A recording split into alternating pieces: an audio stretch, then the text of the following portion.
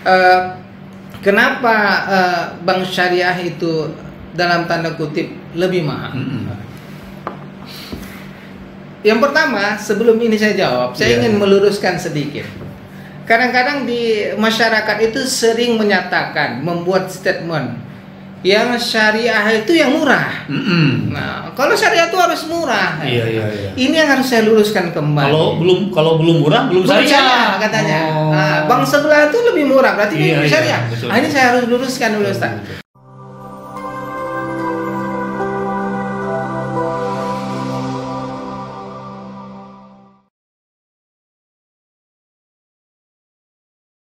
Assalamualaikum warahmatullahi wabarakatuh. Waalaikumsalam warahmatullahi wabarakatuh. Alhamdulillah, Masya Allah, kita bersyukur kepada Allah bisa berjumpa bersilaturahim di channel YouTube kami buat kawan-kawan dari Sabang sampai Merauke, dari Malaysia hingga Indonesia.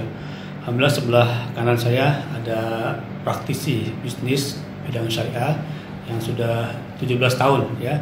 Sebagai seorang tamu kita ambil berkahnya, kita ambil ilmunya, kita akan gali bagaimana pengalaman beliau selama 17 tahun ya. 17 tahun.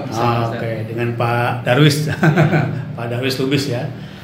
Saya sudah kenal sama beliau, kemudian di lembaga keuangan syariah dan sering ngobrol-ngobrol termasuk bagaimana keadaan umat Islam yang saat pihak sudah mulai hijrah ke lembaga keuangan syariah, tetapi satu pihak sama aja itu, mau bank syariah mau bank konvensional sama aja.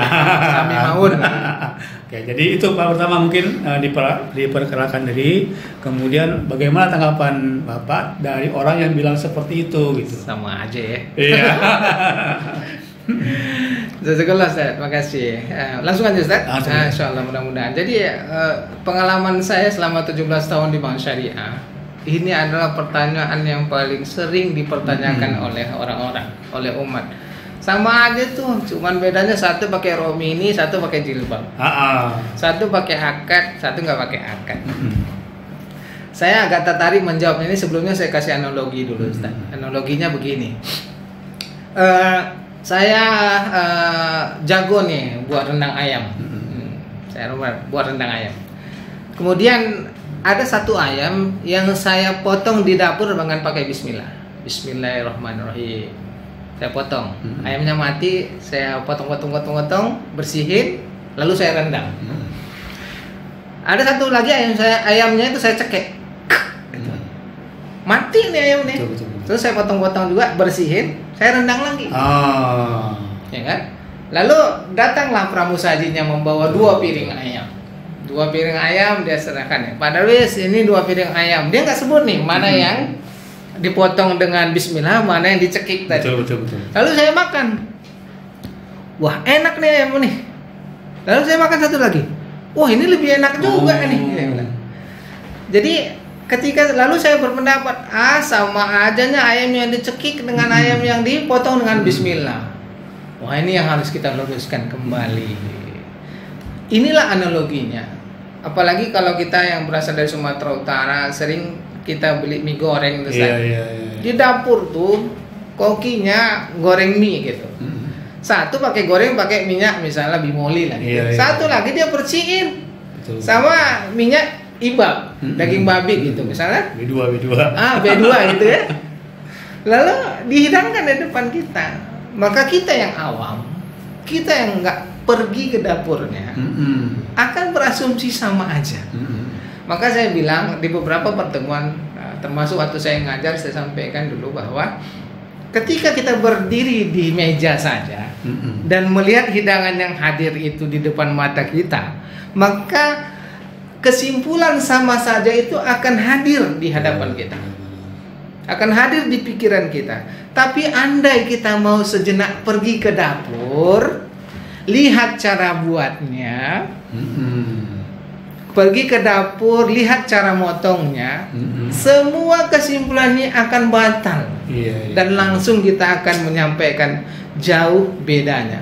Makanya beberapa kiai kita dulu menyatakan bank syariah dengan bank konvensional ini ibarat, kalau saya bilang waktu itu saya jawab ibarat langit dan bumi, Ustaz, saya bilang. Dia jawabnya lebih lagi, Ustaz.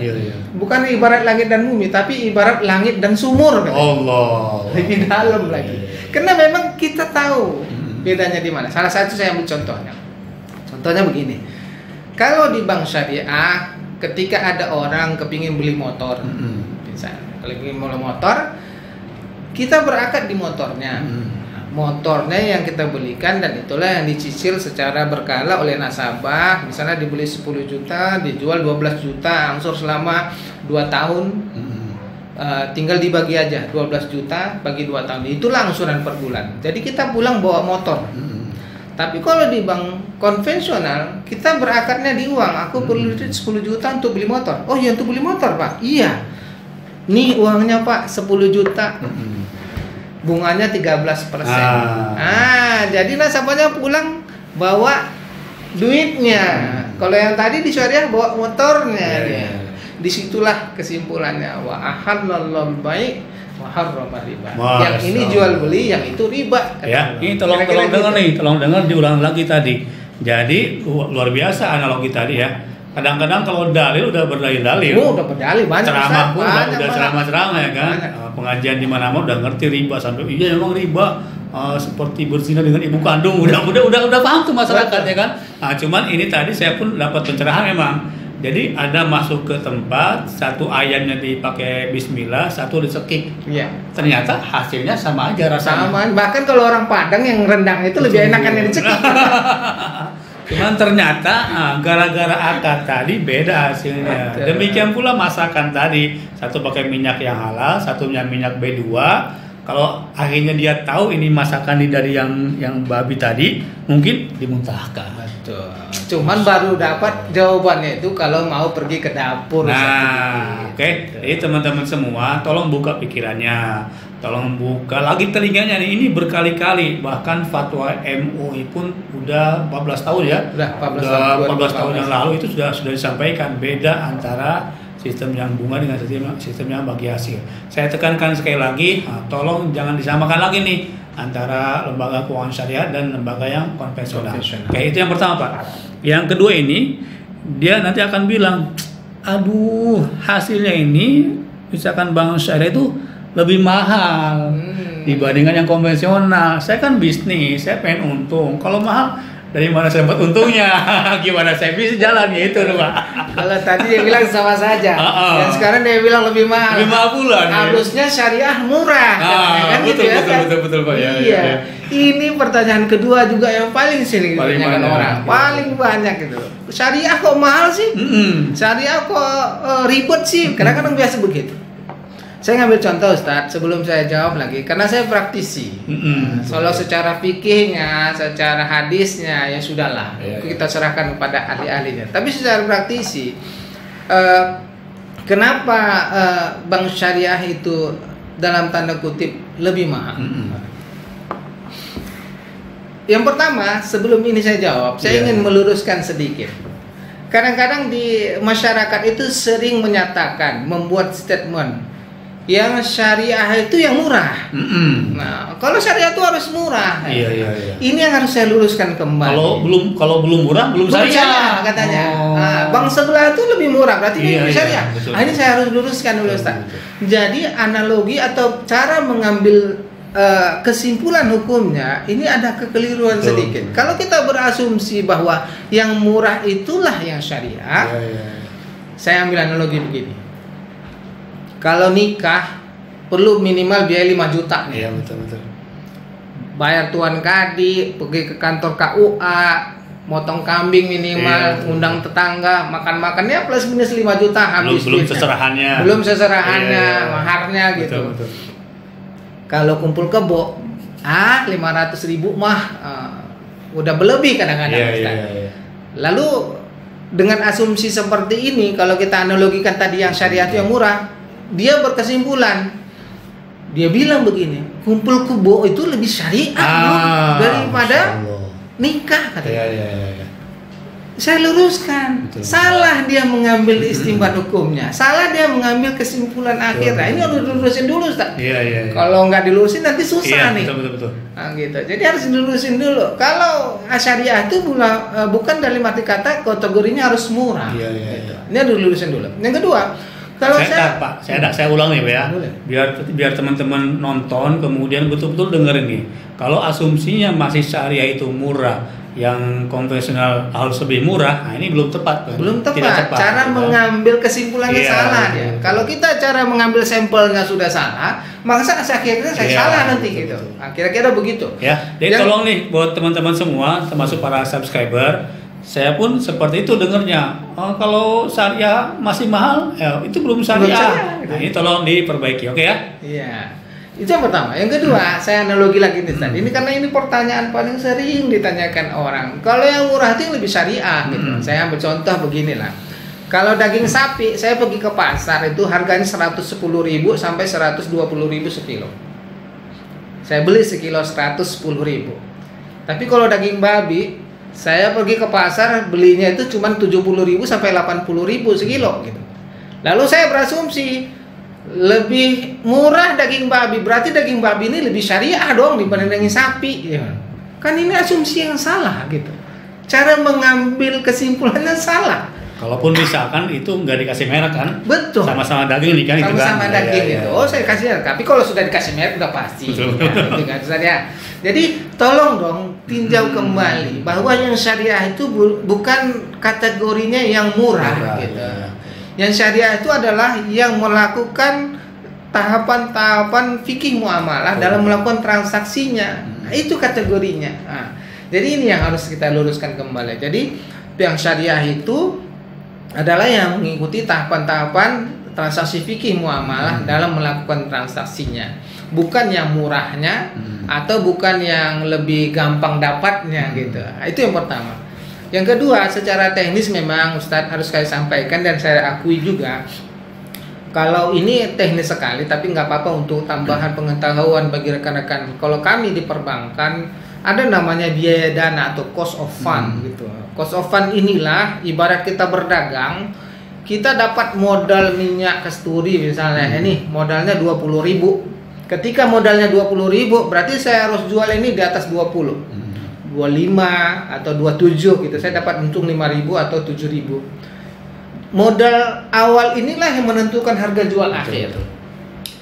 Saya harus jujur bahwa di bank syariah ketika kita mendapatkan dana di awal gitu, itu rata-rata ekspektasi orang itu kepingin bagi hasilnya lebih besar dari bank lain katanya.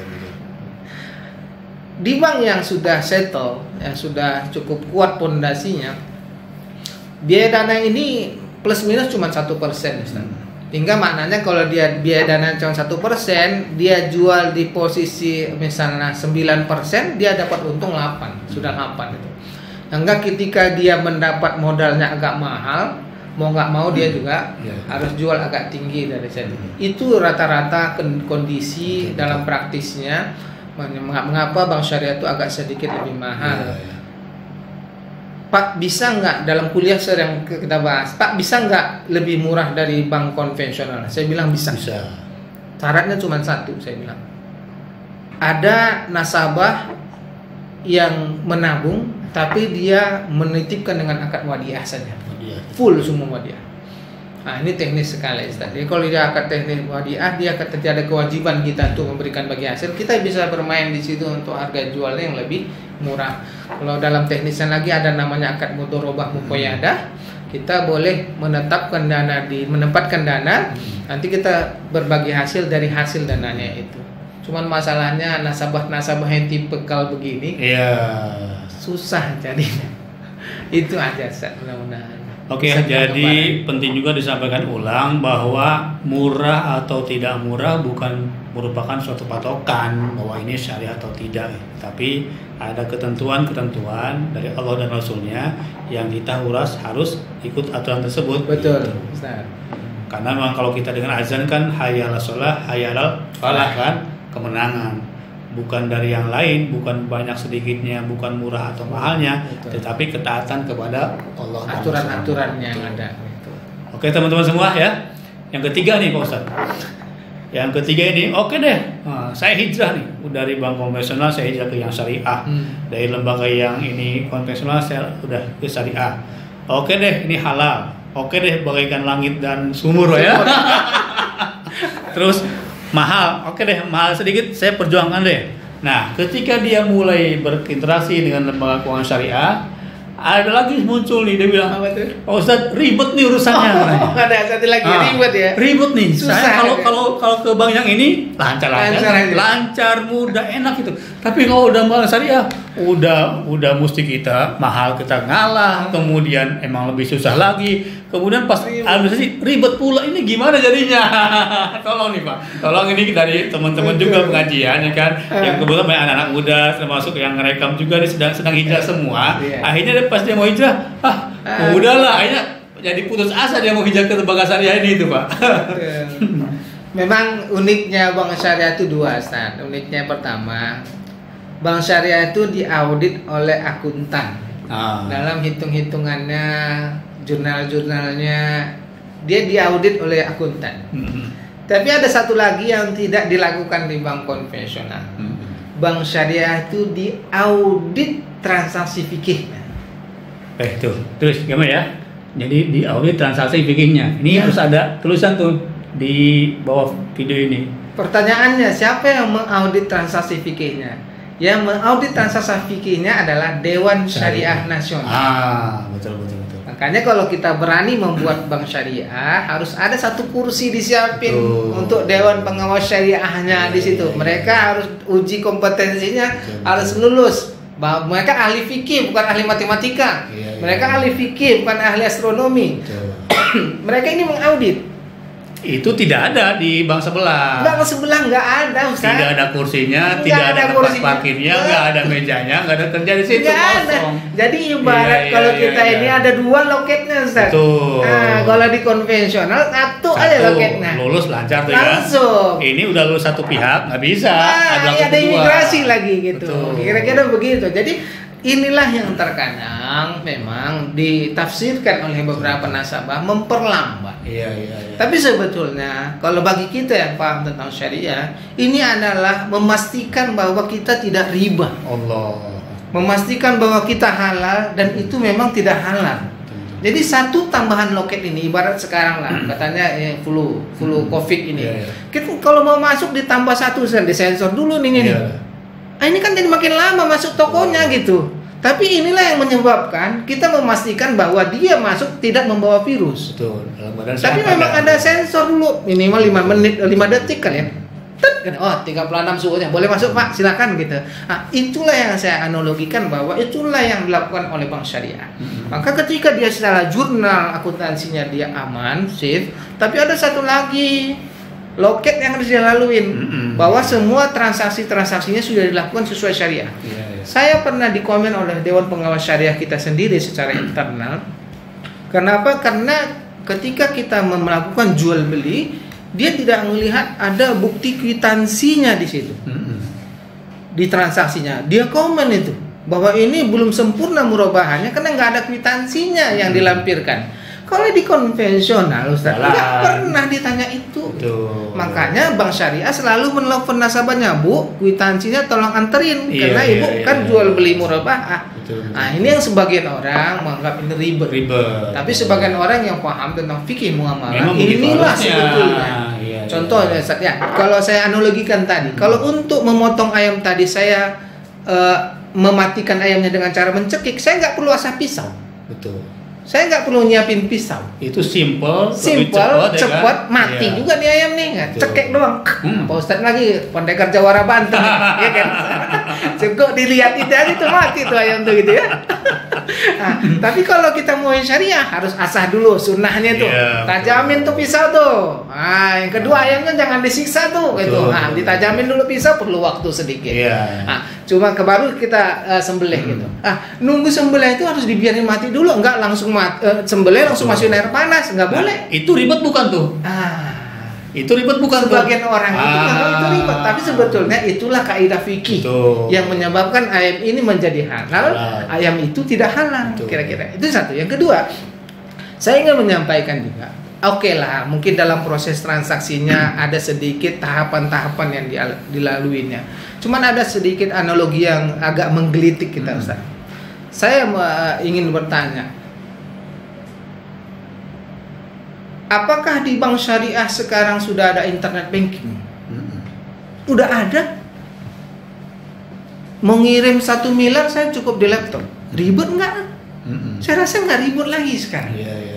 Apakah di bank syariah tuh bisa ngirim pakai duit pakai handphone jam 12 malam tapi di tempat tidur? Bisa, betul. Sudah ada handphone, sudah bisa. Ribet nggak nih? Saya rasa sekarang dalam urusan teknologi, alasan ribetnya tidak ada. Urusan teknologi ya Ustaz ya. Jadi sekarang kita bisa narik, bahkan saya punya satu ATM bank syariah, narik di Mekah, narik di Singapura tuh keluar duitnya. Iya. Keluar real ya. Realnya keluar gitu, di Singapura keluar dolarnya gitu. Bahkan secara teknologi tidak ada ribet lagi sekarang.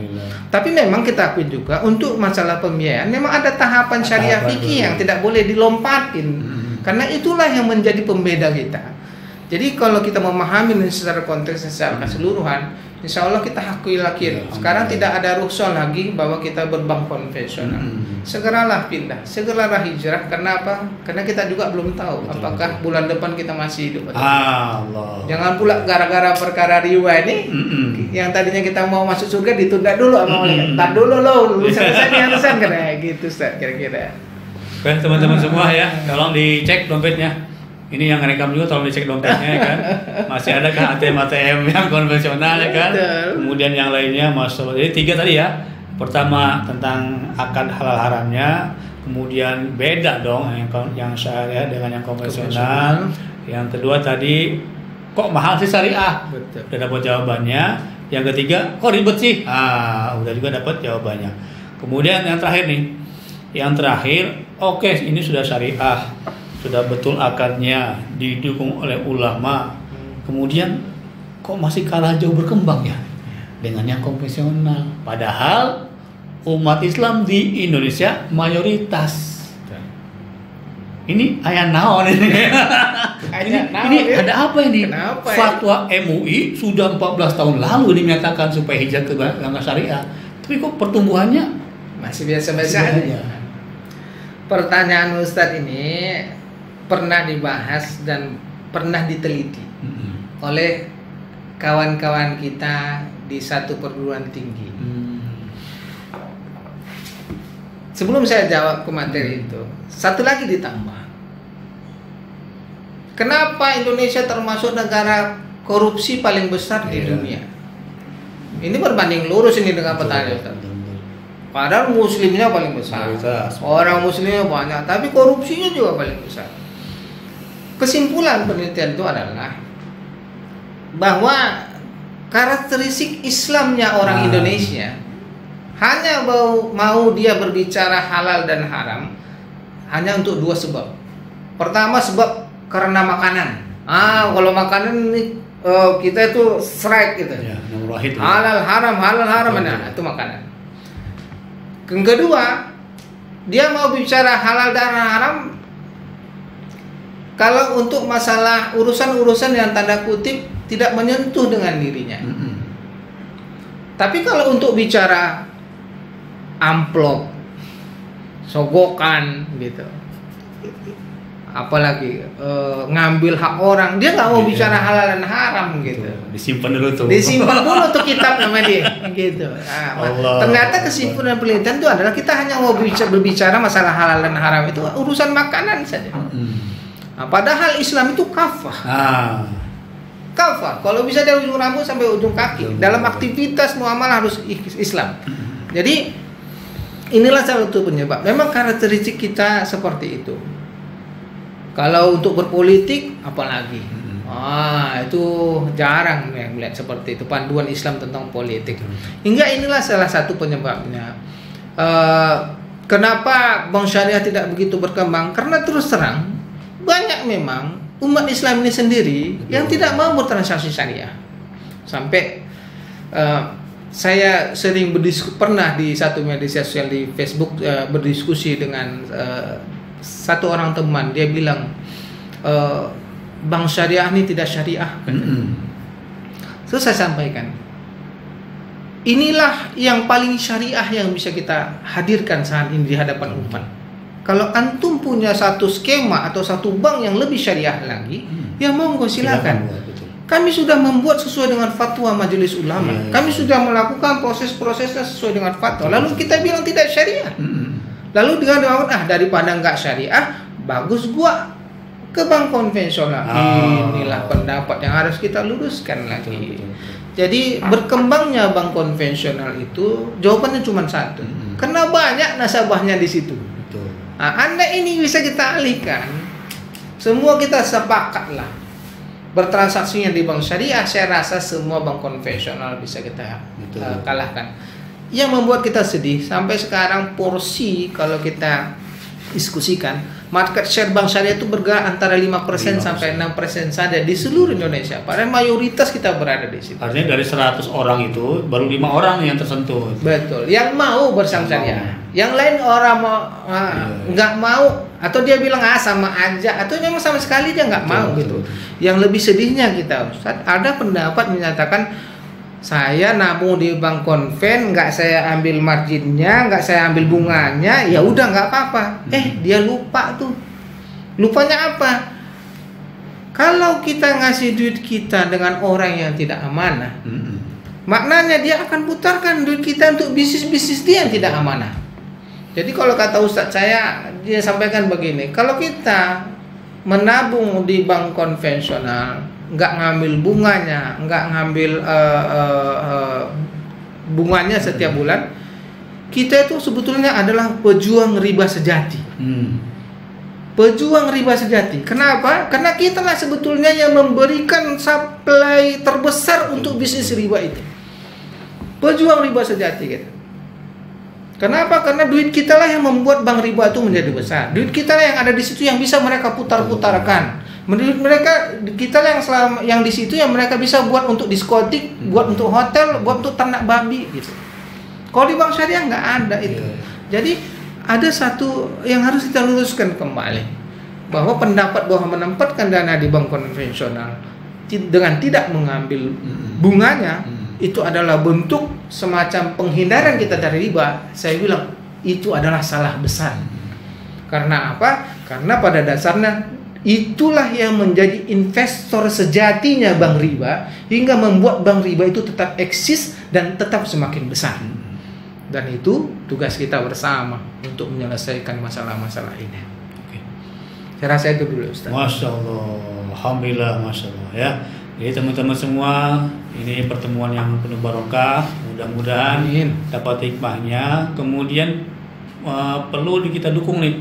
Dari market share hanya 5%. Kemudian yang nonton makanya dengan senang hati silakan klik like, kemudian subscribe, dan boleh juga di copy supaya dapat jawaban buat teman-teman yang masih punya 3 asumsi yang salah seperti itu. Oke, sekian dari kami. Mudah-mudahan ada keberkahan yang diberikan oleh Allah Subhanahu wa taala. Terima kasih buat Pak Darwis. Mudah-mudahan selalu kita berkah. Nanti akan ada pertemuan berikutnya. Ada pertemuan berikutnya. Pasti mereka akan komen ya kan, akan WhatsApp ke saya kan.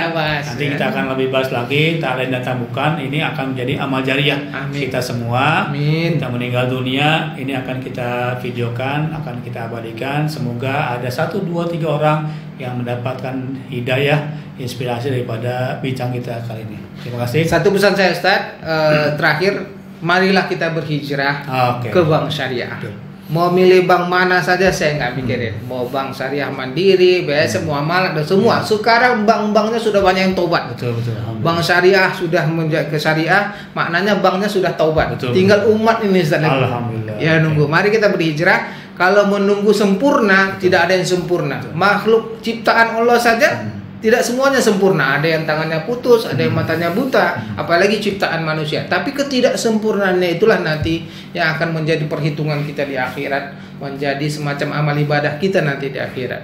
Kira-kira begitu, Ustaz. Oke, tolong dicatat ya teman-teman semua dari Sabang sampai Merauke, dari Malaysia hingga Andalusia. Jadi alhamdulillah Pak, yang nonton dari Malaysia, dari Turki ada, Andalusia ada juga. Ya, kawan-kawan kita, ini mudah-mudahan menjadi pencerahan dan ditunggu nanti kita jumpa lain waktu. Insyaallah. Assalamualaikum warahmatullahi wabarakatuh. Waalaikumsalam warahmatullahi wabarakatuh.